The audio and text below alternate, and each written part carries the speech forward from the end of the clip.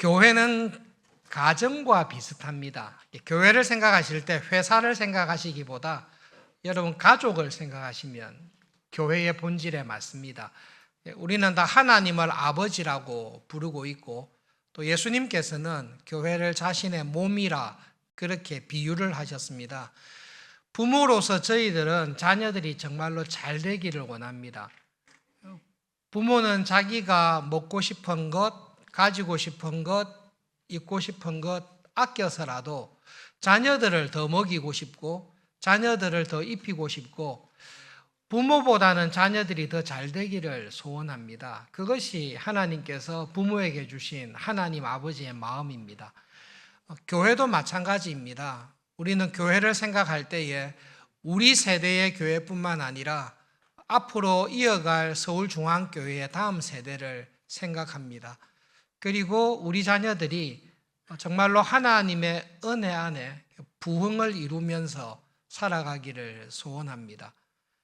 가정의 달을 맞이해서 하나하나 생각을 할 때에 구약시대에 있었던, 사사시대에 있었던 참 큰 부흥, 이전에 믿음의 선배들, 부모님들이 경험해 보지 못했던 큰 부흥이 있었을 때가 오늘 본문에 나와 있는 사무엘 시대 때 있었던 부흥입니다.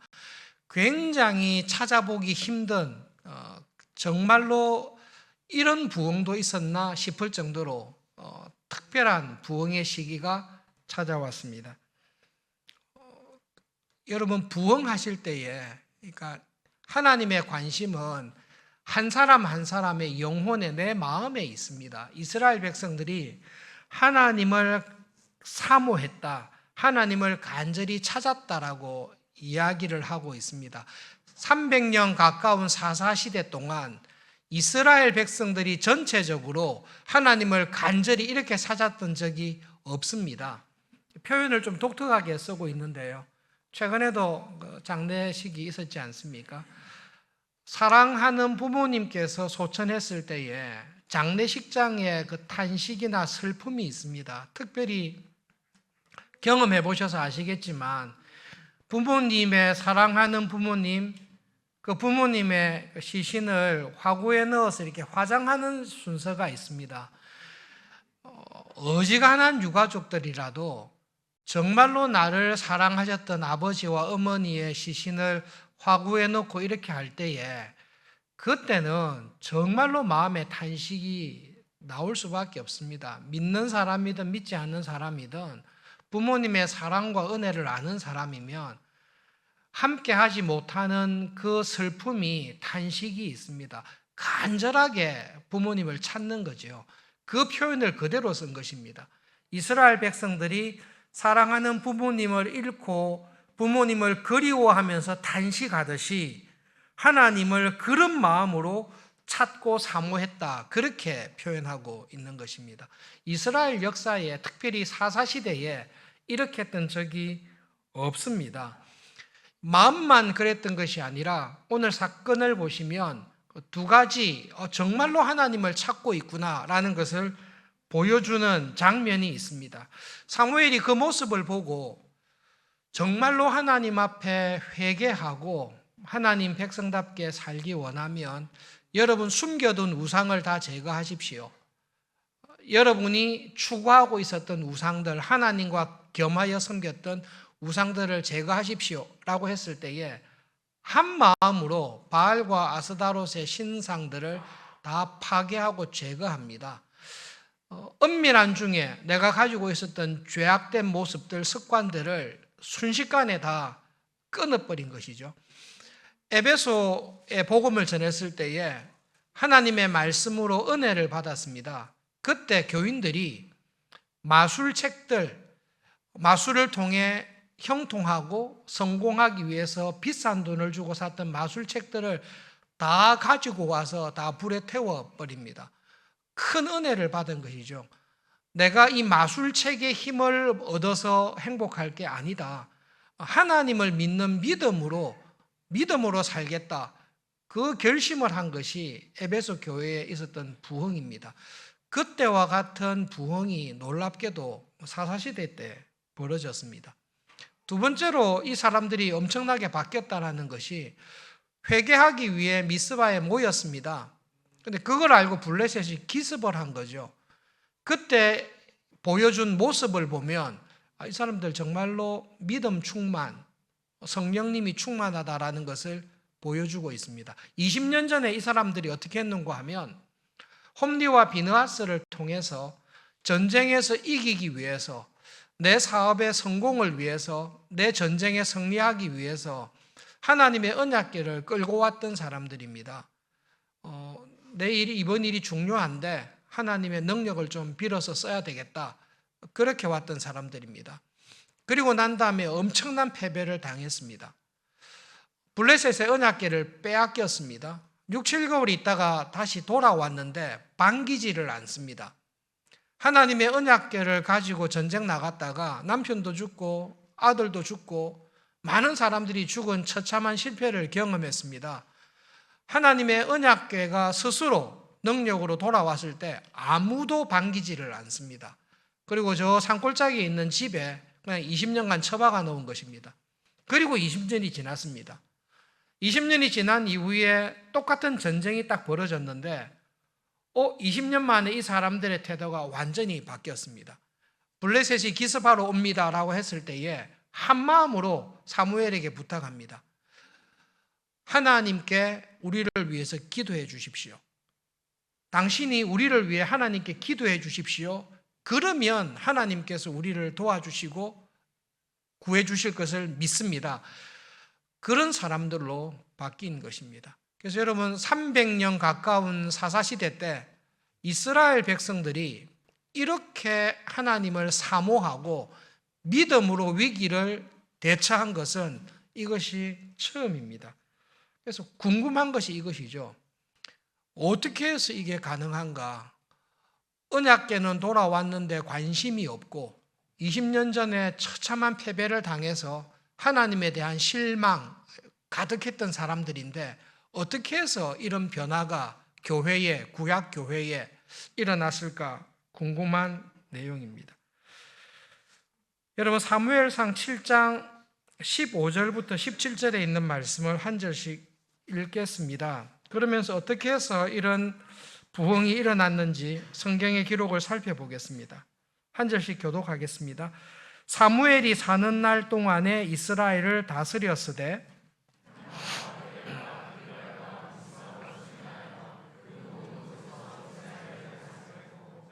같이 읽겠습니다. 라마로 돌아왔으니 이는 거기에 자기 집이 있음이니라. 거기서도 이스라엘을 다스렸으며 또 거기에 여호와를 위하여 제단을 쌓았더라. 언약궤를 뺏기고 돌아왔지만 20년 동안 사무엘이 한 일을 기록하고 있습니다. 해마다 중요한 곳을 돌아다녔습니다. 돌아다니면서 하나님의 말씀을 가르친 것입니다. 하나님의 말씀을 가르치고 하나님에 대한 예배를 회복하고 그리고 하나님을 의지하며 믿음으로 살아갈 것을 꾸준하게 가르쳤습니다. 여러분 사사시대 때 이랬던 적이 거의 없습니다. 성경 일독하실 때 열왕기나 역대기를 가만히 읽어보시면 이와 비슷한 일을 한 왕이 있습니다. 여호사밧 왕의 이야기를 한번 읽어보시면 여호사밧이 제사장들을 이스라엘 전역에 유다 전역에 보내면서 백성들에게 하나님의 말씀을 가르치게 하고 하나님께 드리는 예배를 회복시키는 일을 여호사밧 왕이 합니다.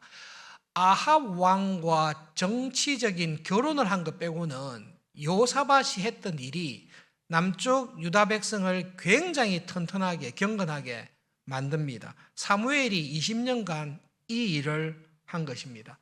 사사시대의 특징을 우리는 알고 있습니다. 사사시대 때 신앙생활 다 했습니다. 주일 예배 드리고 신앙생활, 교회생활 다 했습니다.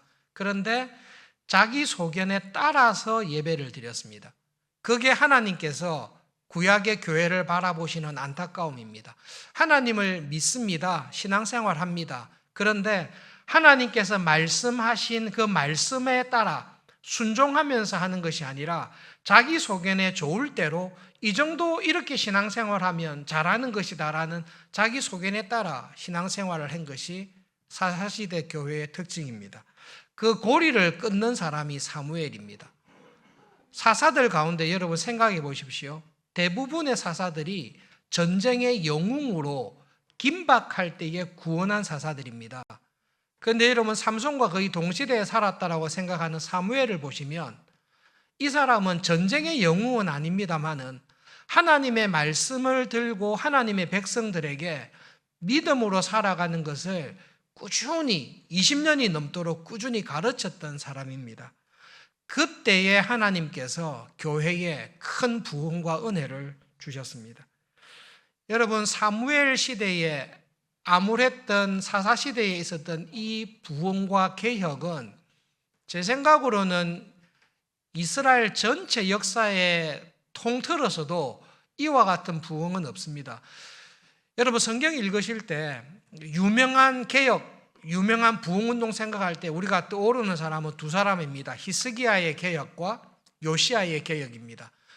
열왕기 역대기에 주목하고 있는 개혁입니다. 히스기야와 같은 왕이 없습니다.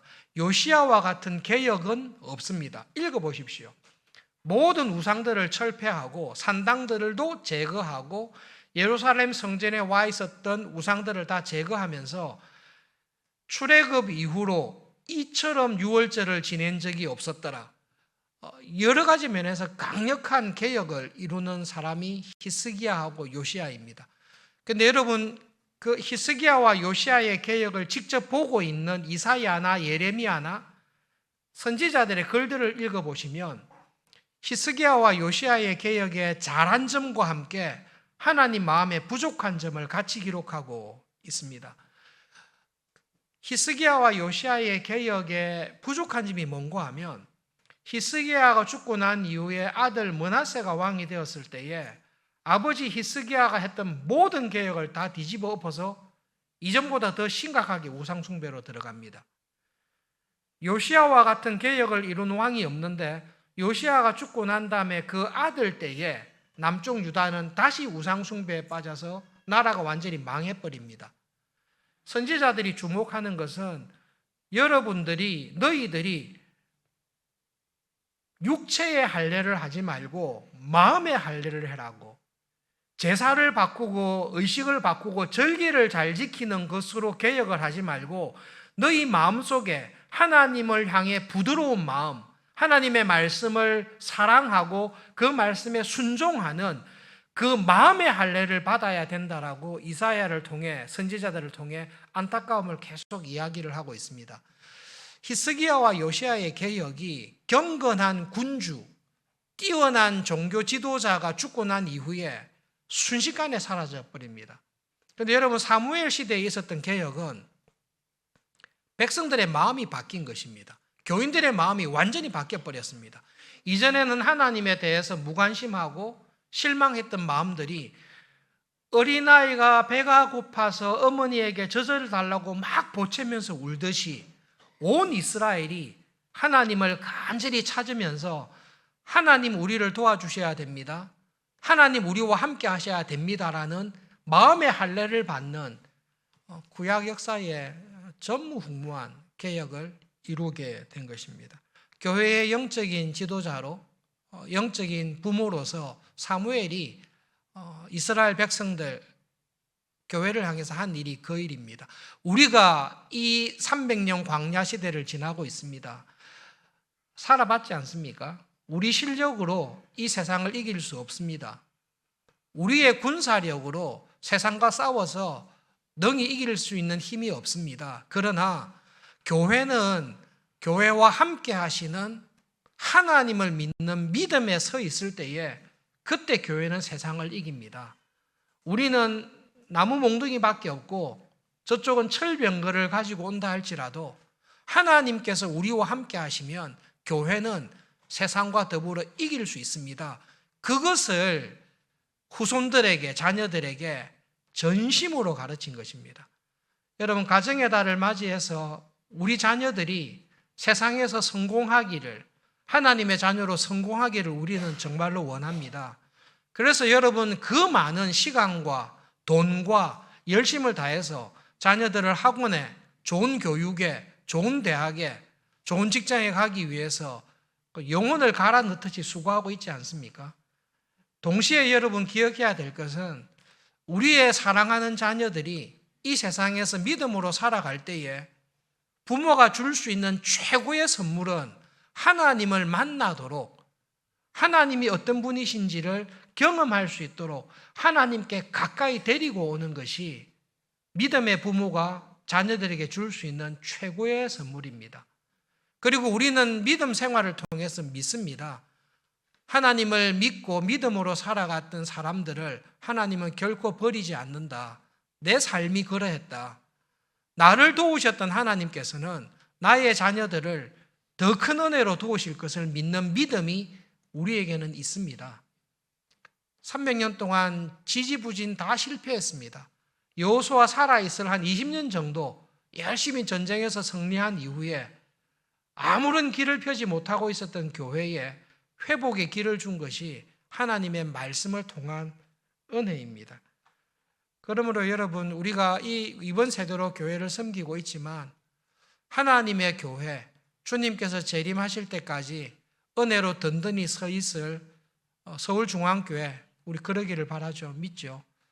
주님의 교회가 든든히 설 수 있는 길은 우리 자녀들을 하나님께로 인도해서 내가 경험한 하나님을 경험하는 것, 내가 경험한 하나님보다 더 은혜로우신 하나님을 경험하도록 자녀들에게 그 길을 열어주는 것입니다. 여러분, 교회의 부흥은 하나님의 말씀과 기도와 함께 부흥합니다. 성령님이 충만한 사람, 하나님의 말씀이 그 사람을 주장하는 사람입니다. 여러분, 이것은 그냥 굳게 믿으시고 믿음으로 순종해 보셔야 됩니다. 하나님께서 우리를 도우시는데 성부, 성자, 성령 하나님 중에 우리를 실제로 도우시는 분은 성령 하나님이십니다. 하나님 아버지는 하늘에 계시고 성자 예수님은 하나님 우편에 계시고 내 직장에서, 내 가정에서, 내 일터에서 나를 도우시는 분은 하나님의 영, 예수님의 영이신 성령님께서 나를 도우십니다. 성령님께서 내 바깥에 계시는 게 아니라 성령님께서 내 안에 충만하게, 내 영혼에 깊게 들어와서 충만하게 거할 때에 그 성령님의 도우심과 인도하심으로 우리는 믿음으로 세상을 이길 수 있습니다. 성령님께서 내 안에 충만하게 거하실 때에 어떻게 하면 임하십니까? 그거는 여러분 죽었다 깨어나도 하나님의 말씀, 성령님은 쿰 베르보, 쿰 함께하는 것 같죠. 베르보는 워드, 말씀입니다. 성령님은 하나님의 말씀과 함께 내 안에 내주하시고 하나님의 말씀을 통해서 역사하십니다. 하나님의 말씀이 내 안에 세력을 딱 잡고 있을 때에 그때에 우리는 세상을 이깁니다. 하나님의 말씀에 순종하면, 하나님의 말씀에 순종하여 그 믿음으로 살아가는 사람을 하나님은 반드시 붙잡아 주십니다. 그것이 우리의 경험이고 우리 자녀들에게 하나님을 믿으라고 소개하는 우리의 확신입니다. 한국 교회를 돌아보십시오. 한국 교회를 돌아보지 않더라도 여러분, 예수님을 믿고 난 이후에 지금까지 여러분의 신앙의 삶을 돌아보십시오. 언제 여러분의 신앙생활이 형통하고 기쁘고 즐거웠습니까? 그때를 돌아보시면 예배를 참석했을 때, 교회 모임 갔을 때 이 모임 자체가 기쁩니다. 예배에 참석했을 때 하나님의 말씀을 듣고 예배하는 것 자체가 나에게 기쁨이 됩니다. 주중에 가정에서, 직장에서, 인간관계에서 여러 가지로 어려운 일들이 있는데 어느 순간 하나님의 말씀을 듣는 가운데 내 영혼이 소생되고 일어설 수 있는 힘을 얻습니다. 신앙생활이 잘 될 때에는 하나님의 말씀이 내 안에서 세력을 발휘해서 나를 도우실 때에 교회가 든든하게 설 수 있습니다. 한국 교회의 큰 부흥, 제가 볼 때는 1907년 교회사를 통해서 평양 대부흥 운동하고 그 다음에 평양 대부흥 운동을 통해서 한국 교회가 믿음 안에 꾸준히 자랐을 때가 있습니다. 여러분 1950년대에 한국 교회 크리스찬 인구가 5%가 안 되었거든요. 한국 교회 5%가 안 됐던 크리스찬 인구가 한 해에 하나님 올해에 대한민국에 세례교인 20명을 주십시오. 1885년 이후 1890년대에 예수님 믿는 사람 20명만 있으면 좋겠습니다라고 전 장로교회가 기도하다가 1907년 대부흥운동이 있고 난 다음에 일제를 지나고 6.25 전쟁을 앞둔 그 시점에 해방됐을 때에 크리스찬 인구가 5%밖에 안 됐습니다. 5%밖에 안 됐던 크리스찬 인구가 1970년대, 80년대 지나면서 20%까지 쫙 수치로 올라갔습니다. 왜 부흥을 주셨는가 하면 일제시대 때도 그렇고 1970년대 교회를 볼 때도 여러분 그때 교회가 두 가지 일에 진짜 은혜를 받았습니다. 한국 교회에 큐티 운동 들어오고 교인들에게 성경을 좀 배우자, 성경 공부하고 싶다라는 분위기가 1970년대 후반부터 한국 교회에 엄청나게 들어왔습니다. 교인이 엄청나게 많아지게 된 거죠. 전 세계 기독교 회의가 모였을 때에 한국 기독교 복음주의 대표가 가셔서 간증을 했습니다. 하나님께서 한국 교회에 너무나 큰 은혜를 주셔서 한 주에 수십 개의 교회, 개척교회가 지금 일어나고 있고 십자가를 꽂는 곳마다 하나님께서 교인들을 엄청나게 몰아주고 계십니다. 그게 여러분 70년대 후반, 80년대, 90년대 한 30년 동안 감당할 수 없는 은혜를 주셨습니다. 좋은 점을 딱 집중해서 보면요. 한국 교회가 부흥했을 때에 교인들 개개인적으로 그리고 교회적으로 두 가지 특징이 있습니다. 첫 번째로는 하나님의 말씀을 배우고 듣는 일에 교회가 정말로 기뻐했습니다.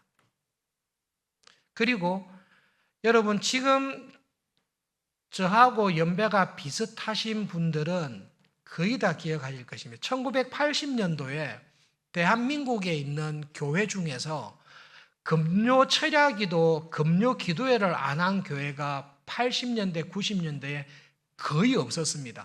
모든 교회가 금요 철야기도, 금요 기도회를, 밤기도를 다 했습니다.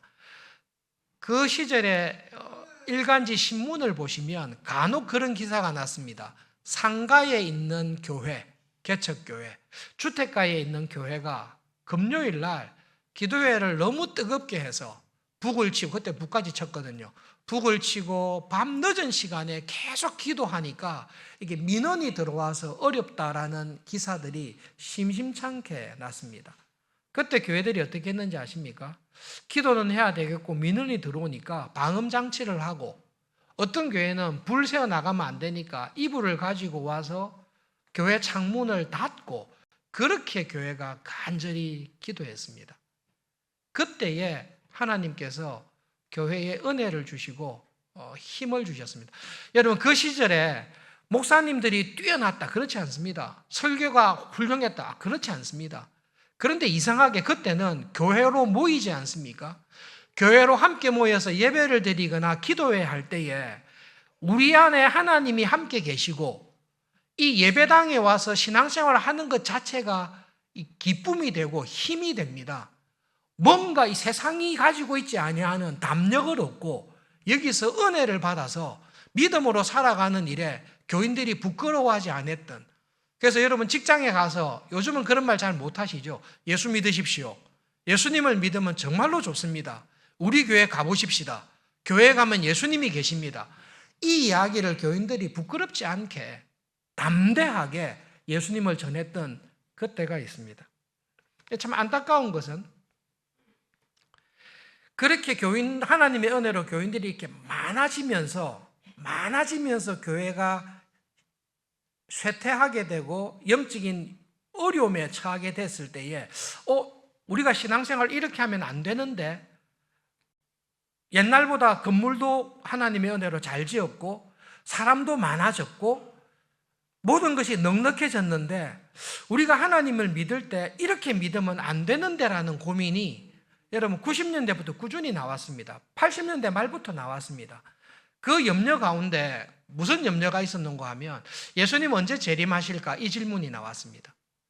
이 질문은 무엇하고 연결됐는가 하면 예수님께서 재림하실 때에 예수님 손 붙잡고 빨리 천국 가야 되는데 예수님 재림하실 때에 예수님 손 붙잡고 천국에 들어갈 교인이 누굴까? 이 고민이 겹쳐져 있었던 질문이었습니다. 그때 교회가 한 답을 아시죠? 장로님, 권사님들 아실 텐데 예수님 언제 재림하시죠?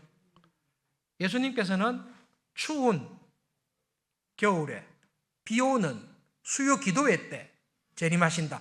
혹시 안 들어보셨습니까? 저만 들었습니까? 웃으시는 분들은 다 들어보셨죠? 예수님은 언제 재림하십니까? 추운 겨울에 비 오는 수요 기도회 때 재림하신다.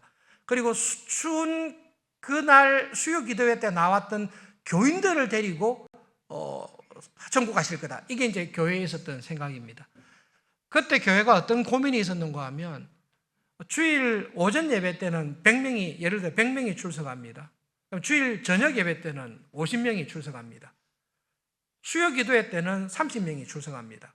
새벽 기도회 때는 10명이 출석합니다. 이게 한국 교회의 교단과 관계없이 거의 비슷한 통계였습니다. 주일 오전 예배 때 100명이면 주일 저녁 예배 때는 50명, 수요 기도회 때는 30명, 새벽 기도회 때는 10명. 그럴 때 한국 교회 교인들이 스스로 생각할 때에 정말로 예수님을 믿는 신자가 누굴까? 믿음으로 살아가는 하나님 나라 천국에 갈 신자가 누굴까라는 질문에 대한 답을 그렇게 낸 거죠. 주일날 와서 예배는 드립니다. 그런데 일주일 내내 성경을 읽지 않습니다. 기도하지 않습니다. 그냥 선반에 올려놓았던 성경책을 다음 주일날 먼지를 틀어서 오는 교인들이 있습니다. 그런 사람은 예수님 손잡고 천국 가기 어렵지 않을까? 그 생각을 하신 것 같아요. 최소한 주일 저녁 예배 때까지는 와야 되지 않냐? 그러면 벌써 50%인 거죠. 주일 저녁 예배 때까지 오는 사람이 그래도 신자답다라고 생각을 했는데 그때 한국 교회가 똑같이 염려한 거죠. 주일 저녁 예배 때까지는 그래도 직분자면 다 오는데 주일 저녁 예배 때까지 온다고 하더라도 이 사람이 가정에서, 직장에서, 세상에서 정말로 하나님 말씀대로 살아갈까라고 할 때에 저의 해석으로는 고민이 있었던 것 같습니다. 고민을 하다가 어떤 결심을 했는가 하면 수요 기도회까지 오는 사람이라면 이 사람은 주일 예배를 드리고 그래도 성경은 좀 읽을 것 같고 수요 기도회 때도 오는 사람이라면 믿음으로 살려고 애는 쓰는 사람일 거다. 이런 사람은 가정에서든 직장에서든 유혹이 올 때에 혹은 비리에 연루되려고 할 때에 그래도 하나님 말씀을 생각하면서 믿음으로 살려고 하는 참 교인일 거다. 그런데 수요 기도회까지 오는데 추운 겨울에 비 오는 날에 온다. 와, 이 진짜 교인이다. 그게 아마 그 유머로 나왔던 거라고 저는 생각합니다. 한국 교회가 염려가 있었던 거죠. 우리가 예수님을 믿는 신자로 사는데 주일 예배 참석했다고 해서 정말로 우리가 참 신자인가? 정말로 하나님의 말씀을 믿고 하나님을 믿고 믿음으로 사는 신자인가? 그러면서 한국 교회가 스스로 반성했던 것이 예수님께서 우리를 보실 때 정말로 말씀을 사랑하고 말씀하신 하나님을 믿는 거죠. 그죠? 우리 하나님을 믿는 거예요. 말씀을 믿는 게 아니라 말씀하신 하나님을 믿는 거죠. 그 하나님을 믿는 믿음으로 살아가는 교인이 수요 기도회 때, 그 어려울 때 오는 교인이지 않을까. 그리고 하나님께서는 그런 교인들에게 은혜를 베푸셨다는 것을 우리는 믿습니다. 그게 하나님께서 우리의 신앙생활을 돌아보시면 그럴 때가 있으시죠. 다 있으실 것입니다. 믿음의 눈으로 한국 교회사를, 세계 교회사를 쭉 살펴보시면 하나님께서 교회에 복 주시고 교회를 쓰셨을 때가 있는데 그 모든 부흥의 때에 하나님이 쓴 사람들을 보면 말씀과 기도의 은혜의 자리에 있었을 때라는 것이 분명합니다. 그 은혜의 때를 사무엘 시대에 주신 것입니다. 마태복음 22장 1절부터 6절에 있는 말씀을 한 절씩 교독하겠습니다. 예수님께서 십자가에 죽기시기 전에 주셨던 비유입니다. 22장 1절부터 6절 한 절씩 교독합시다. 예수께서 다시 비유로 대답하여 이르시되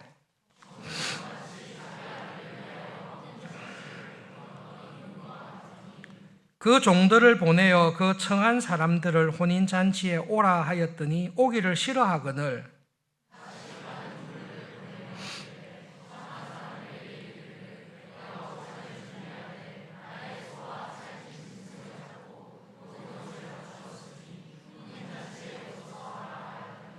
그들이 돌아보지도 않고 한 사람은 자기 밭으로 한 사람은 자기 사업하러 가고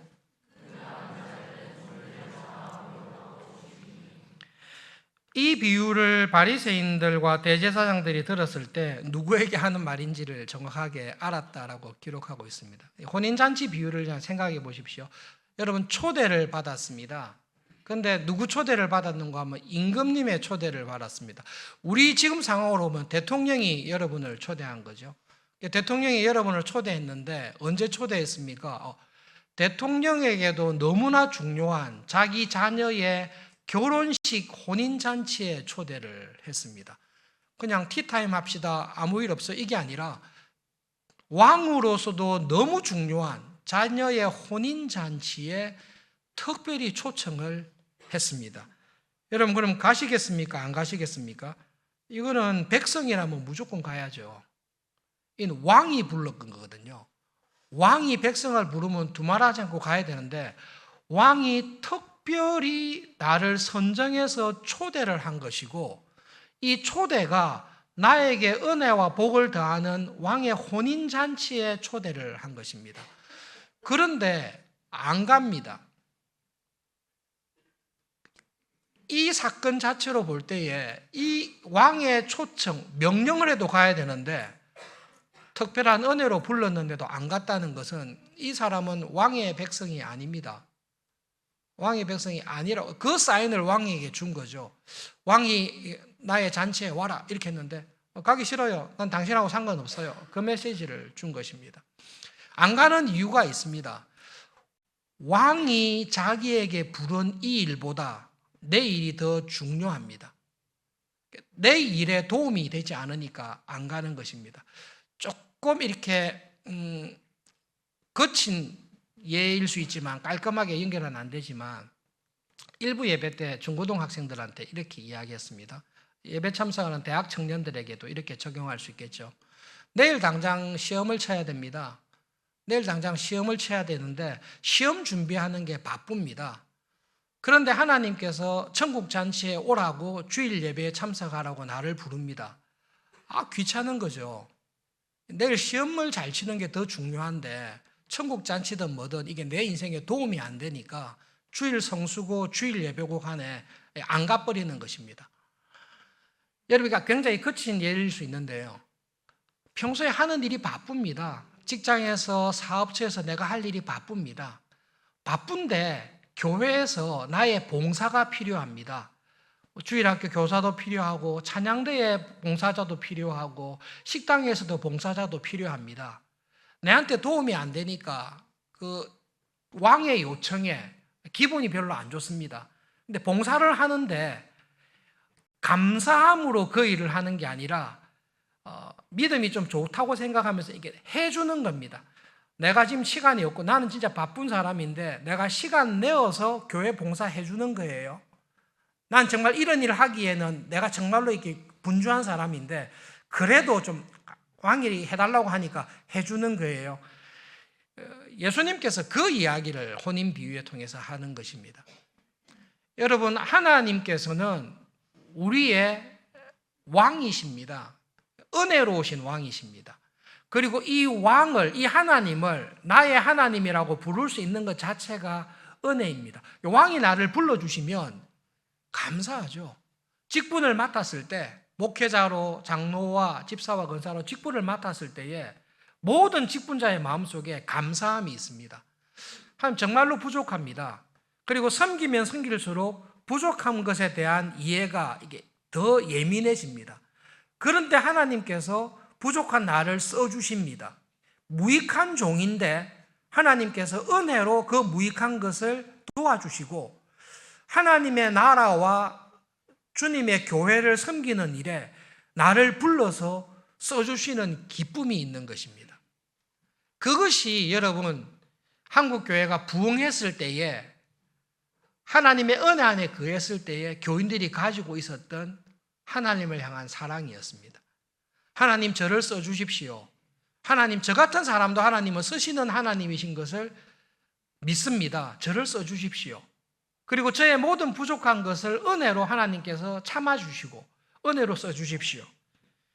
그 하나님을 향한 기쁜 마음이 있었던 거죠. 그것이 교회가 교회답게 서 있는 곳입니다.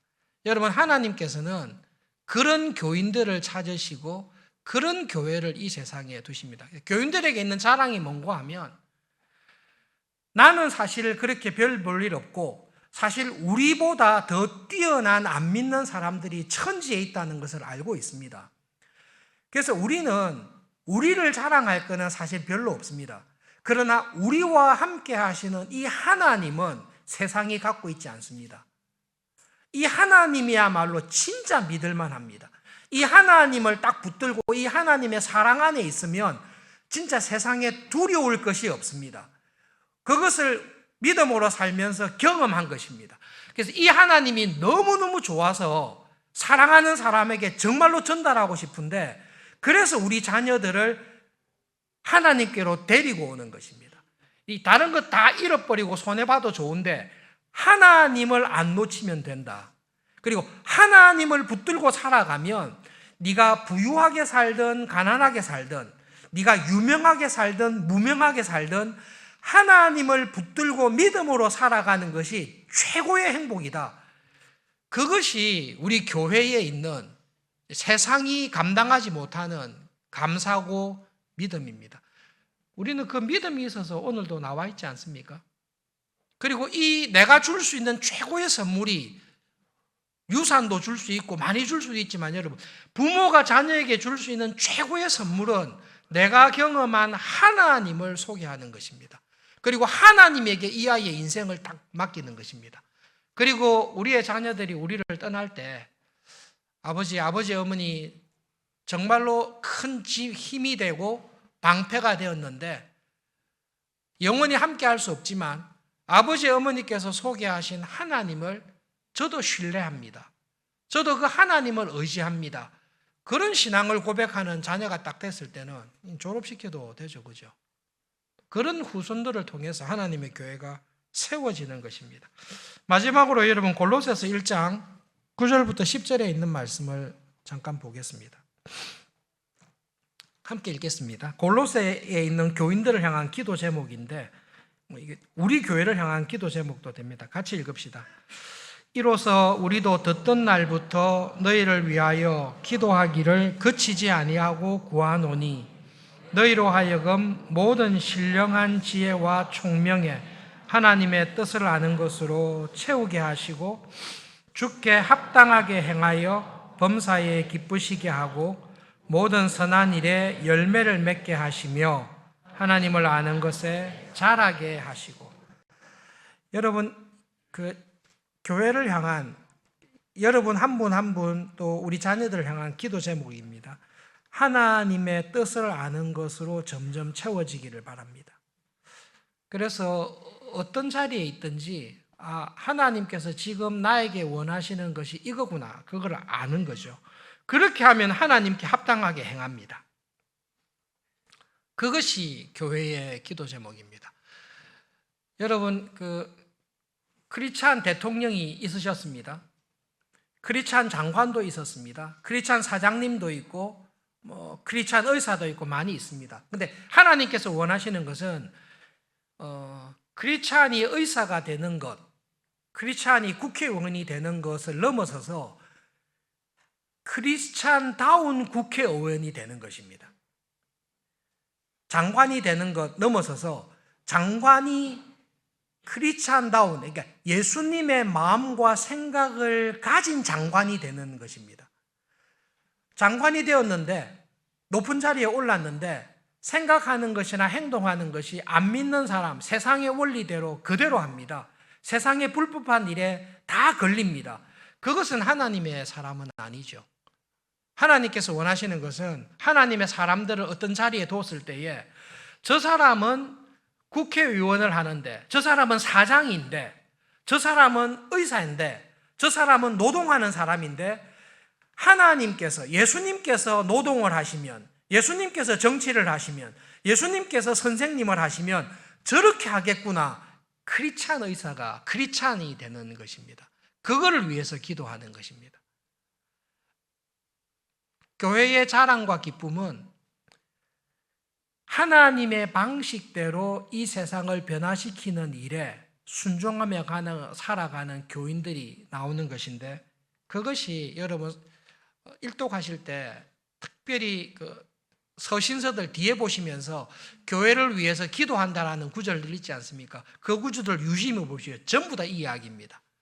성공하기를 바랍니다. 잘 되기를 원합니다. 당연히 그렇죠. 그런데 성경에서는 한 걸음 더 원하는 것입니다. 하나님다운, 하나님의 자녀다운, 예수님께서 저 사람 안에 살아있는 그 사람으로 살아가기를 소원하는 것입니다. 여러분, 이 말씀은 꼭 기억하면 좋겠습니다. 동료들이나 선후배들 가운데 개혁교회, 하나님 말씀에 합당한 개혁교회를 이루기 위해서 애를 쓰는 후배들이 있습니다. 여러분, 개혁교회를 보시면 개혁교회는 주일학교가 없습니다. 예배밖에 안 드립니다. 주일 예배밖에 안 드리고 주중에 한 번 교리문답 공부밖에 안 합니다. 그래서 이 잘못 아는 사람들이 개혁교회는 주일학교가 없으니까 한국에서도 주일학교 안 하고 예배만 드리겠다, 그렇게 이야기를 하는 경우가 간혹 있습니다. 개혁교회를 잘 못 보셔서 그러는데요, 주일날 예배밖에 안 드립니다. 주일학교 운영 안 합니다. 그 대신 개혁교회의 모든 교인들이 죽을 때 유산을 교회에, 기독교 학교에 다 기부하는 경우가 많습니다. 그래서 개혁교회는 주일날 2~3시간 주일학교를 운영하는 게 아니라 유치부, 초등부, 중고등부, 대학교까지 기독교 학교를 만들어서 자기의 자녀들을 월요일부터 금요일까지 하루 종일 성경을 가르치는 것입니다. 정치를 가르칠 때 기독교적인 정치를 어떻게 해야 될지, 사회 윤리를 가르칠 때에 기독교적인 윤리를 어떻게 해야 될지, 유치원 때부터 대학 졸업할 때까지 기독교 학교를 만들어서 모든 힘을 거기에 다 쏟은 것이 개혁교회입니다. 그래서 한국에서 개혁교회를 하시려면 주일 학교를 엄청나게 강화시키든지 아니면 엄청난 재원을 마련해서 기독교 학교를 건설해서 상대주의적인 포스트 모던적인 여러 가지, 나는 태어날 때부터 이러니까 이것도 정당해, 이것을 합리화시키려고 하는 것들에 대해서 학문적으로, 과학적으로, 성경적으로 온 힘을 기울여서 자녀들을 교육하면서 싸워야 교회가 설 수 있습니다. 아주 작은 일이지만요,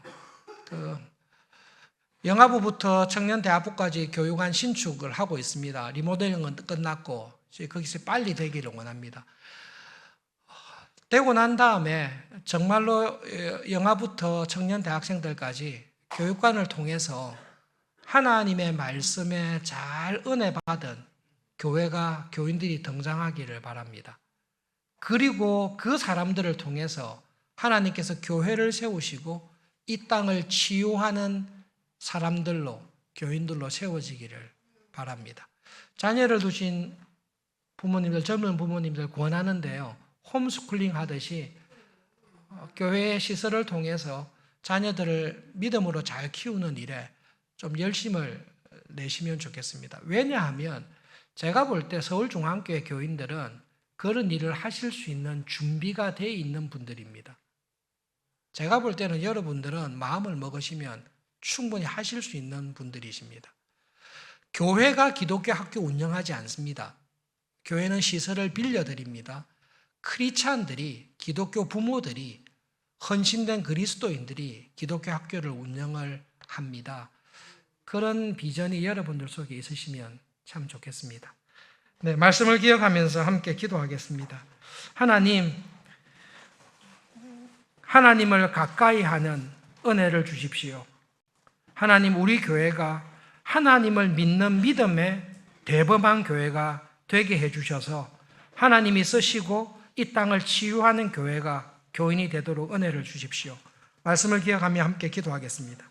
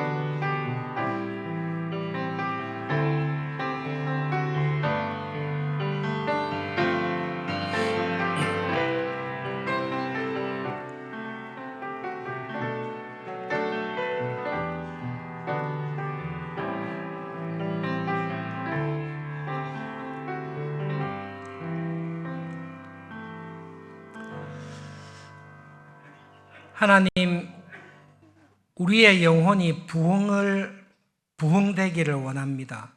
하나님, 우리 서울중앙교회가 하나님의 은혜 안에 부흥하는 교회가 되기를 정말로 소원합니다. 하나님과 일정한 거리를 두고 사는 것이 아니라 하나님께서 저희 안에 충만하게 임재하시고 우리가 하나님 안에 충만하게 임재하는 그런 부흥의 은혜를 하나님 정말로 사모하며 기도합니다. 하나님의 말씀이 나의 생각 속에서 세력을 얻게 해 주십시오. 그 말씀을 가지고 기도했을 때에 하나님께서 살아계신 것을 체험하면서 살아가기를 소원합니다. 하나님, 정말로 철이 들어서 믿음의 눈으로 저희들의 인생을 돌아보면 잠깐 이 세상에 왔다가 하나님 앞에 서게 되는 것이 인생이라는 것을 깨닫습니다. 예수님 앞에 섰을 때에 예수님 두 팔을 벌려 환영하시고 내가 기뻐하고 사랑하는 딸이었다고, 아들이었다고, 하나님, 이 예배 드리는 우리 교인 한 사람 한 사람을 기쁘게 영접하시고 받으시는 그 감격을 가지고 우리의 삶을 살도록 성령님 붙잡아 주십시오. 그런 교회, 그런 교인들 되도록 하나님 은혜를 더하여 주십시오. 하나님의 은혜와 하나님의 거절할 수 없는 그 사랑을 믿고 의지하며 예수님의 이름으로 기도합니다. 아멘.